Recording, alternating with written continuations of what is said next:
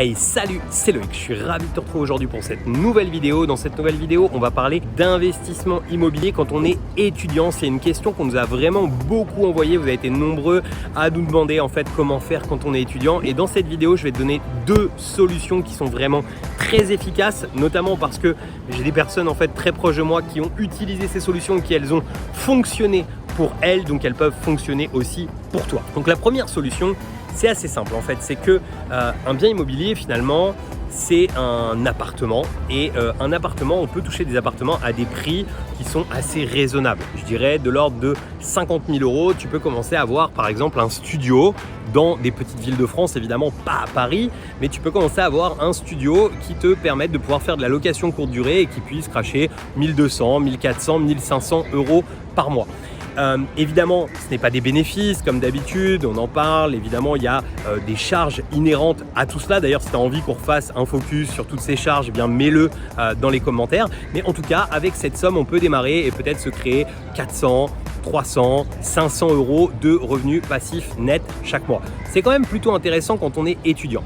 Et en plus, tu vas voir, avec la première méthode que je vais te partager, tu peux créer beaucoup plus que ça en réalité. Tu peux créer, on va dire peut-être 800, 900 €, ce qui peut être vraiment très bon quand on est étudiant. Alors cette première méthode, c'est une méthode qui a été quand même pas mal expliquée sur internet, mais je voulais faire le rappel et te donner aussi quelques petits trucs qu'il faut retenir pour que les choses se passent bien pour toi et aussi la vérité en fait sur cette méthode. Donc cette méthode, c'est tout simplement le fait d'aller faire un crédit étudiant et ce crédit étudiant, d'acheter un appartement avec.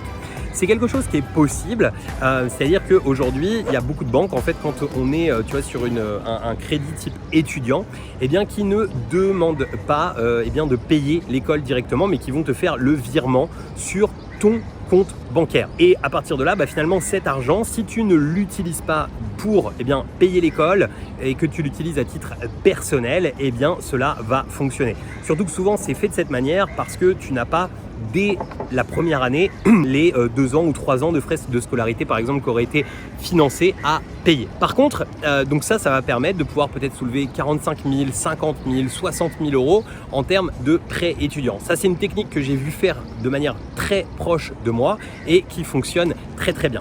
L'avantage également, c'est que tu commences à rembourser le crédit que seulement au bout de 5 ans.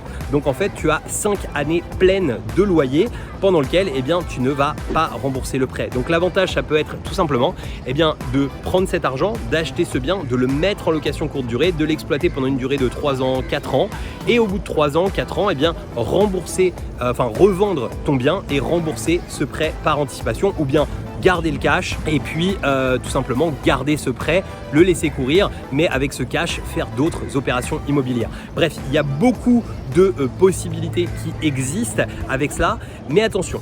En général, les banques vont te demander un garant pour pouvoir faire ça. J'ai un seul exemple autour de moi qui a réussi à soulever et il n'a pas réussi à soulever 50 000 sans garant. Donc c'est quand même très compliqué de soulever des prêts étudiants sans garant. Donc ça peut fermer la porte à certaines personnes. Ensuite, il y a la deuxième solution que j'avais envie de te partager. C'est tout simplement de monter un business pendant que tu es étudiant pour te générer des revenus et que ces revenus te permettent d'aller soulever du prêt immobilier. J'ai un très bon exemple d'un ami qui est très chaud aujourd'hui dans l'investissement immobilier et lui, sa première stratégie, quand il était étudiant, il a acheté son premier immeuble à l'âge de 18 ans seulement et sa première stratégie, c'était tout simplement d'avoir monté des laveries automatiques. D'abord une laverie automatique et en fait sur cette laverie et sur ces laveries, puisqu'il a développé un petit peu aussi ce business pendant quelques années, donc je crois qu'il est monté à 5 ou 6 laveries en tout.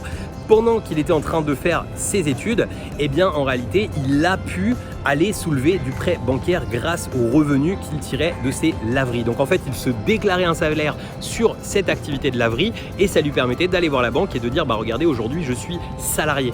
Et cette méthode, elle est très puissante en fait des business parce que les banques, si tu as un business qui crache de l'argent, elles sont assez friandes de ça. Alors souvent, il faut que tu attendes à peu près une année, que tu aies au moins un bilan en fait sur cette activité pour pouvoir soulever ton prêt comme tu en as l'envie. Mais en réalité, une fois que tu as un an à peu prêt de bilan, eh bien tu peux avoir la possibilité de soulever des prêts immobiliers si tu fais bien ton dossier, etc. Et tu peux même, pourquoi pas, combiner en fait les deux méthodes qu'on a expliquées dans cette vidéo, à la fois premièrement d'aller chercher du prêt étudiant et ensuite d'aller monter un business et de générer des revenus. Le prêt étudiant te permettra d'acheter par exemple le premier bien et ensuite ce business, une fois qu'il aura un an, te permettra d'aller acheter le deuxième, puis le troisième, puis le quatrième, etc.